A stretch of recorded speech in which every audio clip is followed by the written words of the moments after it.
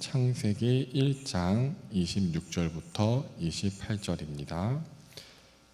구약성경 1페이지입니다.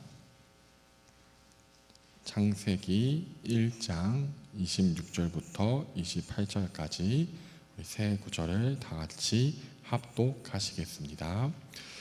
하나님이 이르시되 우리의 형상을 따라 우리의 모양대로 우리가 사람을 만들고 그들로 바다의 물고기와 하늘의 새와 가축과 온 땅과 땅에 기는 모든 것을 다스리게 하자 하시고, 하나님이 자기 형상 곧 하나님의 형상대로 사람을 창조하시되 남자와 여자를 창조하시고, 하나님이 그들에게 복을 주시며 하나님이 그들에게 이르시되 생육하고 번성하여 땅에 충만하라. 땅을 정복하라. 바다의 물고기와 하늘의 새와 땅에 움직이는 모든 생물을 다스리라 하시니라. 아멘. 미리암 찬양대 하나님께 찬양 올려드리겠습니다.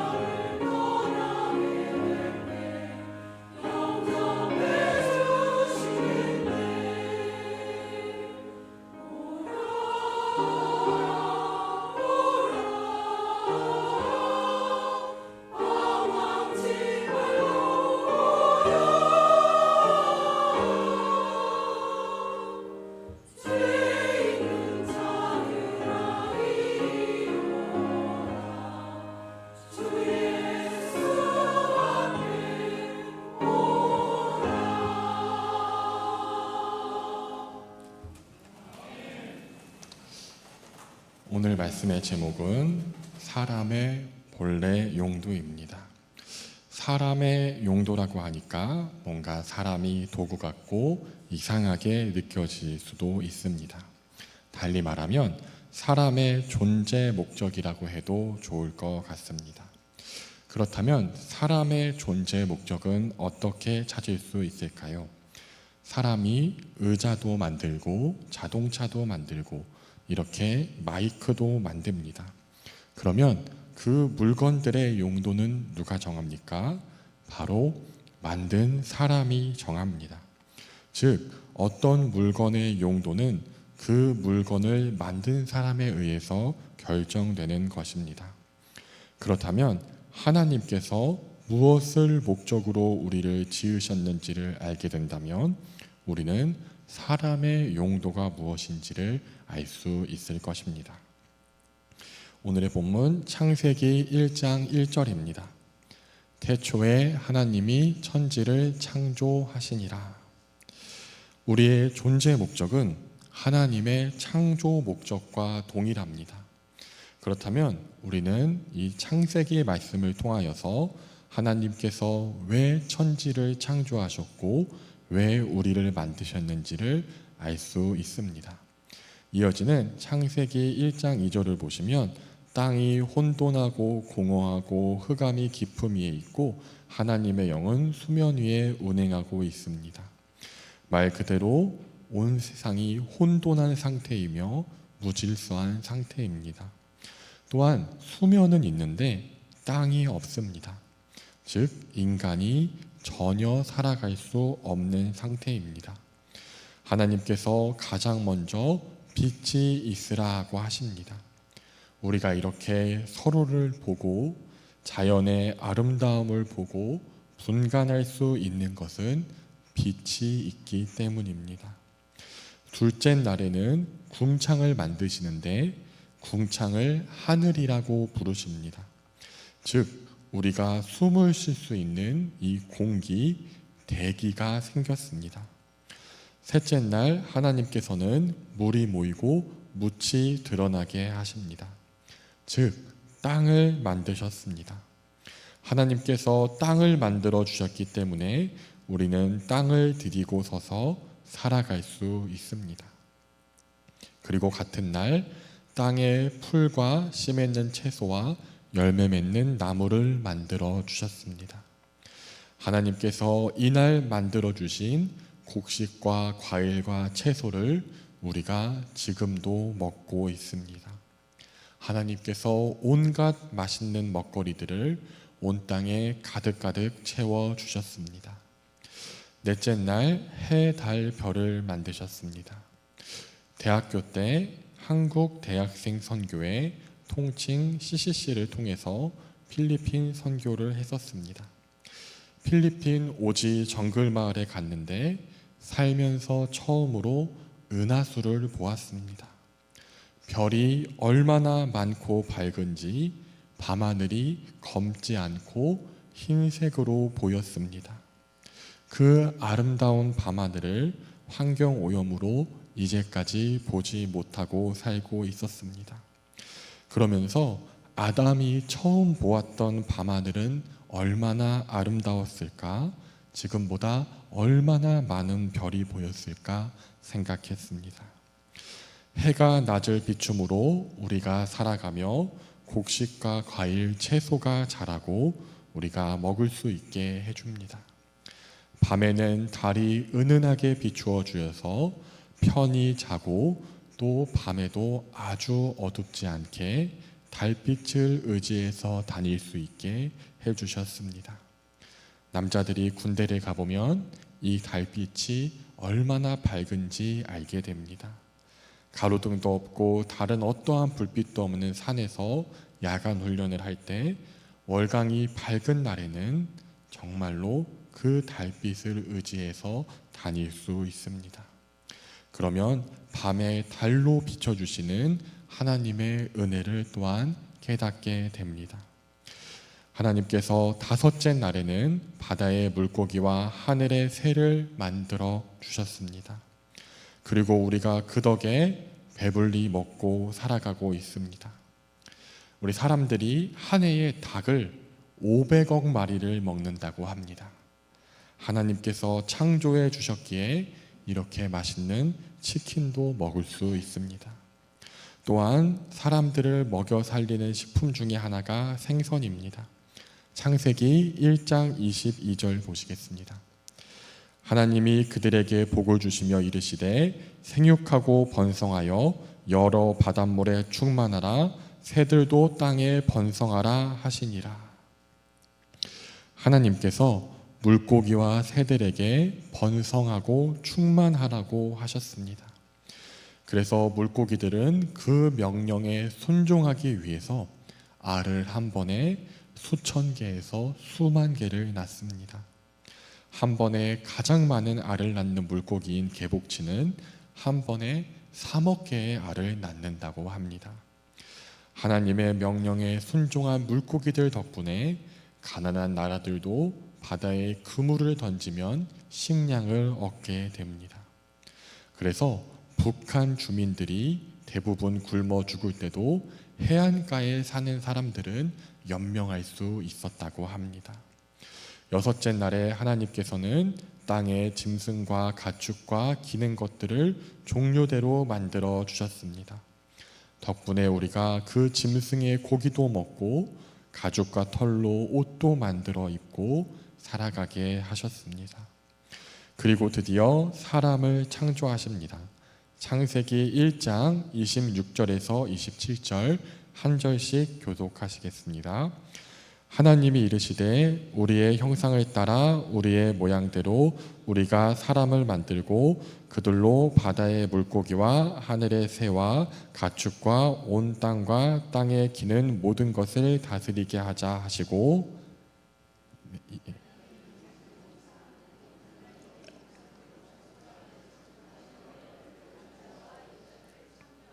아멘.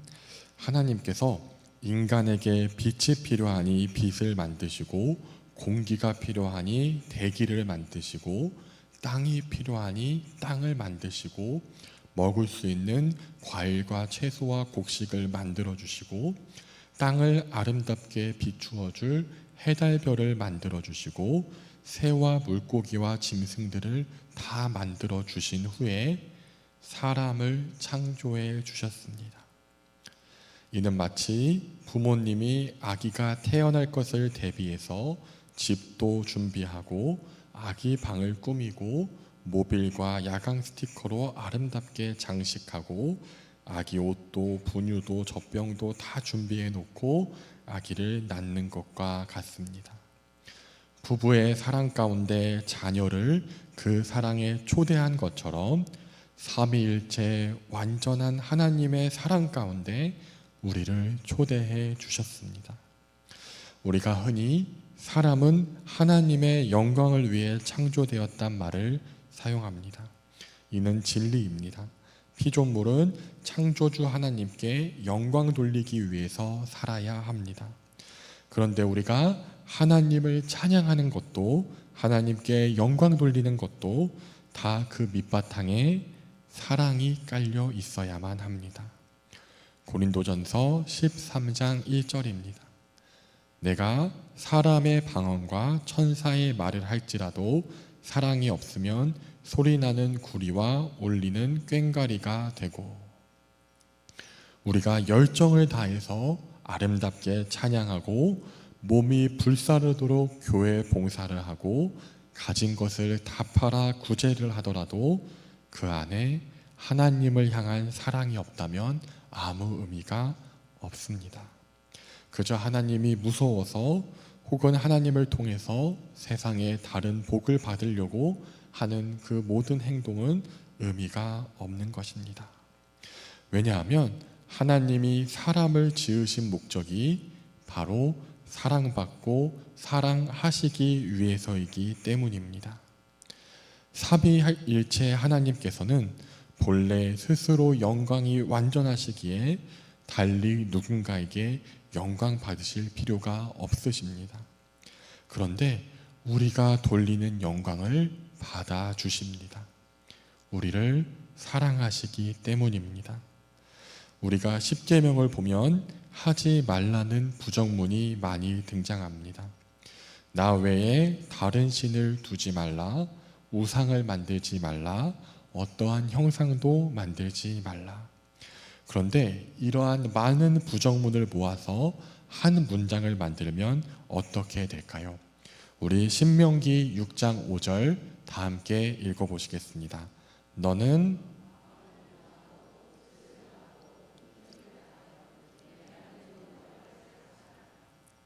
결국 하나님께서 그 그 모든 계명을 통해서 말씀하고 싶으셨던 것은 나만 사랑해 달라는 것입니다. 바람 피우지 말라는 것입니다. 성경은 계속해서 하나님이 질투의 하나님이라고 하십니다. 고등학교 때 이단에 빠진 동급생이 있었습니다. 그 친구가 질투는 사탄의 감정이라고 하면서 선한 하나님이 질투하는 것은 불가능하다라고 했습니다. 그러나 이는 하나님도 성경도 사랑도 모르기 때문에 하는 말입니다. 내 남편이 옆집 여자를 사랑합니다. 그러면 질투를 해야 됩니까? 하지 말아야 합니까? 해야 합니다. 남편은 사랑했고 아내는 질투했으니 남편이 잘한 것입니까? 아닙니다. 전혀 아닙니다. 질투는 사랑하는 만큼 하는 것입니다. 하나님께서 우리를 사랑하시기에 사랑하는 만큼 질투하십니다. 창세기 1장 26절 말씀을 다시 보시겠습니다. 하나님이 이르시되 우리의 형상을 따라 우리의 모양대로 사람을 만들고, 하나님께서 우리의 형상을 따라 우리의 모양대로 사람을 만들자고 하십니다. 그리고 이어서 창세기 5장 3절 말씀 보시겠습니다. 아담은 130세에 자기의 모양 곧 자기의 형상과 같은 아들을 낳아 이름을 셋이라 하였고, 아담은 자신의 모양 자신의 형상과 같은 아들 셋을 낳았습니다. 이 두 문장이 일치함을 알 수 있습니다. 즉 하나님께서는 우리를 하나님의 자녀로, 하나님의 아들, 딸로 지으셨습니다. 부부가 그 사랑의 결실로 자녀를 낳고 그 사랑으로 초대한 것처럼 삼위일체 하나님께서 하나님의 완전한 사랑 가운데로 우리를 초대하셨습니다. 그래서 사랑받고 사랑하게 하셨습니다.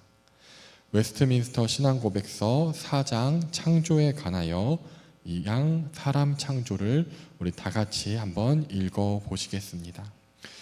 하나님께서는 다른 모든 피조물들을 만드신 후 사람을 남자와 여자로 창조하셨고 이성적이고 불멸적인 영혼들을 갖게 하셨으며 자신의 형상을 따라 지식과 의와 참된 거룩을 부여하셨고 그들의 마음에 하나님의 법이 기록되게 하시고 그것을 수행할 능력을 소유하게 하셨으나 변할 수 있는 그들 자신의 의지와 자유에 맡겨져 있어서 범죄할 가능성 아래 있게 하셨다. 그들의 마음에 기록된 이 법 외에 그들은 선과 악에 대한 지식의 나무 열매를 먹지 말라는 명령을 받았는데 그들은 그것을 지키는 동안 하나님과의 교제 속에서 행복하였고 피조물들을 다스렸다. 하나님께서 우리를 하나님의 형상으로 창조하셨다는 것은 우리 안에 지식과 의와 거룩을 주셨다는 것입니다.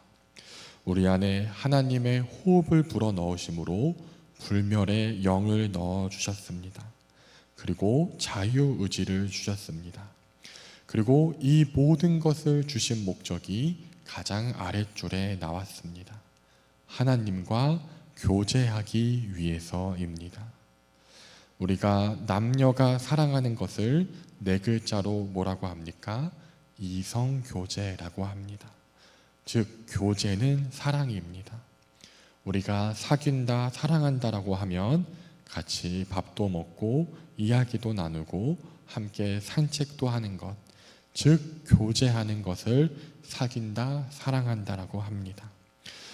하나님께서 우리에게 하나님의 형상인 지식과 의와 거룩을 주시고 하나님의 영을 주시고 자유의지를 주신 이유는 우리를 교제할 만한 대상으로, 즉 사랑할 대상으로 만드신 것입니다. 우리가 로봇을 만들어 놓고 교제한다고 하지 않습니다. 인간처럼 생겼다고 하더라도 지정의가 없고 자유의지가 없기 때문입니다. 하나님께서는 우리를 교제할 대상으로 만드시고 교제하기 위해서, 사랑하기 위해서 만들어 주셨습니다. 창세기 1장 26절 말씀을 한 번 더 띄워주시기 바랍니다. 제일 마지막을 보시면 모든 것을 다스리게 하자 하시고 말씀하십니다.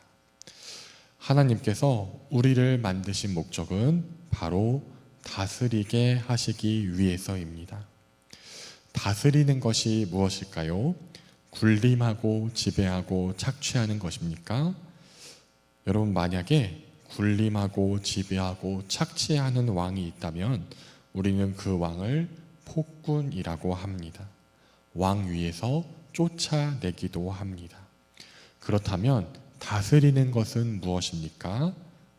우리가 조선시대에 가장 존경하는 왕이 누구입니까? 세종대왕입니다. 그 이유는 백성들을 사랑했기 때문입니다. 백성들을 잘 살게 했기 때문입니다. 백성들이 그를 잘 몰라서 억울함을 당하지 않게 훈민정음을 만들었습니다. 그리고 무엇보다 우리의 왕이신 예수님께서는 무엇을 위해 오셨습니까? 요한복음 10장 10절입니다. 도둑이 오는 것은 도둑질하고 죽이고 멸망시키려는 것뿐이요 내가 온 것은 양으로 생명을 얻게 하고 더 풍성히 얻게 하려는 것이라. 생명을 얻게 하고 더 풍성히 얻게 하려고 오셨습니다. 즉 살리고 사랑하기 위해 오셨습니다. 우리를 살리고 사랑하기 위해서, 우리와 영원히 함께하고 영원히 교제하시기 위해서 십자가를 지시고 죽으시고 부활하셨습니다. 즉 다스리는 것은 살리는 것이며 살리는 것은 사랑하는 것입니다. 우리 성경 본문에 다스리는 것 옆에 살리는 것, 사랑하는 것 적어주시면 감사하겠습니다. 그러므로 우리를 만드신 목적은 무엇입니까? 살리고 사랑하는 것입니다. 그래서 인간은 태어나서 부모님의 사랑을 받습니다. 친구들과의 우정과 사랑을 경험합니다. 연인과의 사랑을 배우고 결혼해서 부부간에 책임지는 사랑을 또 배우며 자녀를 낳으면 그 자녀를 사랑하는 것을 배웁니다.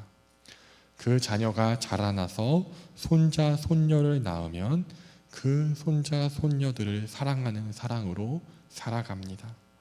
또한 삶을 살다가 어느 때에 예수님의 복음을 접하고 예수님을 만나면 그 놀라운 하나님의 사랑을 깨닫고 그 사랑을 누리며 살아갑니다.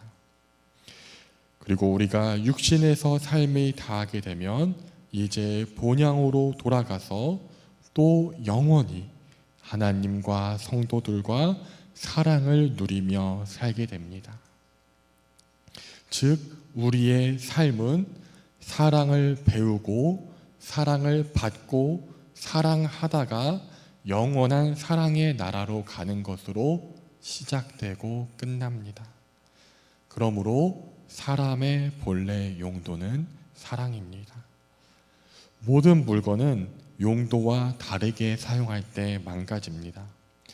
땅을 달리라고 만든 자동차로 물에 뛰어들거나 이렇게 소리를 키우던 마이크로 못을 박는다면 반드시 고장날 것입니다. 그렇다면 인간은 언제 고장납니까? 미워하면 고장납니다. 미워하고 판단하고 분노하면 몸에 고장신호가 납니다. 고장신호가 무엇입니까? 숨이 가빠집니다. 핏대가 서고 얼굴이 빨개집니다. 온몸에 힘이 들어갑니다. 우리가 흔히 화를 낼 때 속이 거꾸로 뒤집힌다라는 표현을 사용합니다. 정말로 인간의 용도를 거꾸로 쓰고 있기 때문입니다. 또한 미워하고 싸울 때 가장 바쁜 곳이 어디입니까? 바로 머리입니다.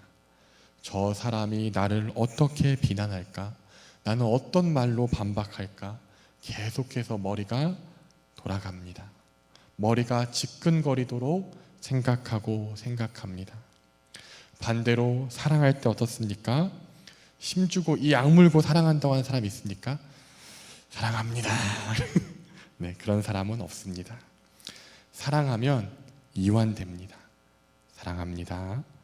목소리도 차분해지고 몸에 힘이 쭉 빠집니다. 생각도 잘 안 하게 됩니다. 뇌도 쉽니다. 계산하지 않고 사랑하며 그 상황과 사랑의 감정을 그대로 누립니다. 가장 편안한 상태가 됩니다. 물고기가 물에 있는 것이 가장 편안한 것처럼 사람은 사랑을 할 때 가장 편안한 상태가 됩니다.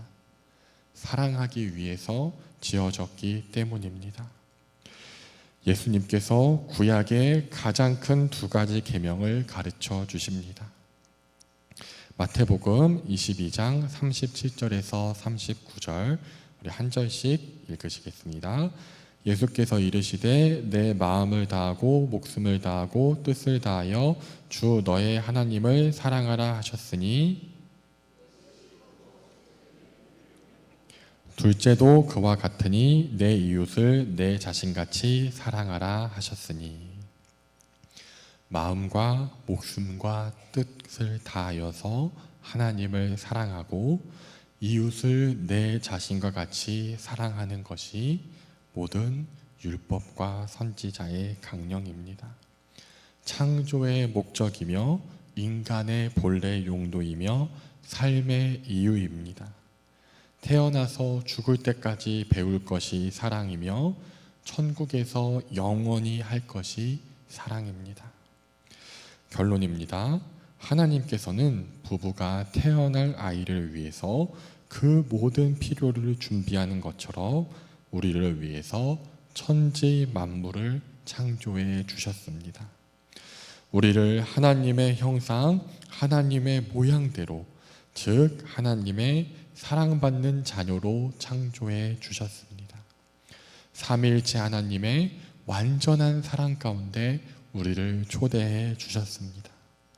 또한 우리에게 하나님의 형상을 주셔서 우리를 교제할 만한 대상으로 만들어 주셨습니다. 그래서 사귐과 교제, 즉 사랑을 나누기 위해 만드셨습니다. 또한 우리에게 다스리라라는 명령을 주셨습니다. 다스리는 것은 살리는 것이고 살리는 것은 사랑하는 것입니다. 우리의 왕이신 예수님께서 우리에게 그 생명까지 주시며 우리를 사랑하고 살리심으로 다스림의 본을 보여주셨습니다. 우리를 사랑하사 우리와 영원히 함께 하시고 우리와 영원히 교제, 즉 사랑하시기 위해 그 생명까지 내주셨습니다.